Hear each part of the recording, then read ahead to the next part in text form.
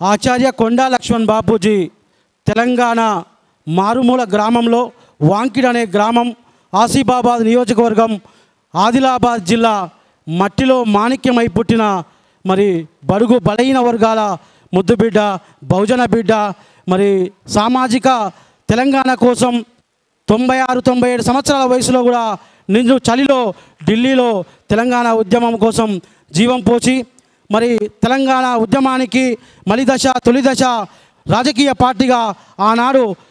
హైదరాబాదు జలదృశ్యంలో తన ఇంటినే ఒక రాజకీయ పార్టీ వేదికకు స్థావరం ఇచ్చి మరి 14 సంవత్సరాలు ఉద్యమము, 10 సంవత్సరాలు ప్రభుత్వాన్ని నడిపించిన రాజకీయ పార్టీ కూడా ఎంతోమంది రాజకీయ నాయకులకి జీవం పోసి మరి బహుజన తెలంగాణ, సామాజిక తెలంగాణ రావాలని కోరుకున్న వ్యక్తి ఆచార్య కొండా లక్ష్మణ్ బాపూజీ గారు. కాబట్టి వారిని ఈ రాష్ట్రము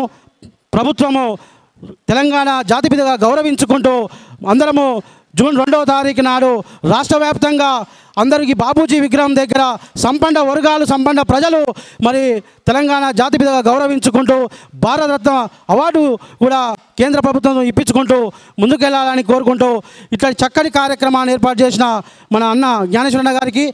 రాష్ట్ర బహుజన సామాజిక వర్గానికి అందరికీ పేరు పేరున స్వాగతం, సుస్వాగతం, ధన్యవాదాలు తెలియజేస్తున్నాను.